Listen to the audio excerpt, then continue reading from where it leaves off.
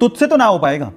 अगर ये लाइन सुन के आपका कभी भी अपने आप पे डाउट आने लगे और आप अपने लक्ष्य को छोड़ने का सोच रहे हो, तो आज की कहानी आप अपने दिमाग में रखना, बहुत हिम्मत देगी। तो हुआ कुछ यूं कि एक जंगल में एक बरगद का पेड़ था और उस पेड़ पे चील ने अंडे दे रखे थे और उसी पेड़ के नीचे जंगली मुर्गी ने भी अंडे दे रखे थे। एक दिन हवा का बहाव आया और एक चील का अंडा नीचे गिर के मुर्गी के अंडों के साथ मिक्स हो गया।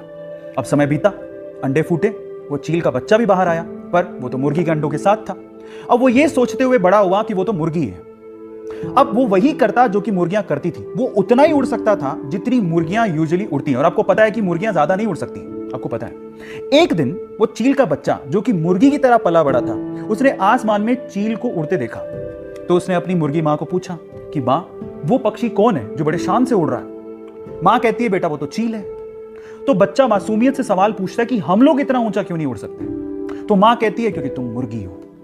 और ये सोच के कि वो मुर्गी है, सेल्फ डाउट में कभी उसने ट्राई भी नहीं किया ऊंचा उड़ने का और सिर्फ मुर्गी बन के वो जीता रहा और एक दिन मर गया।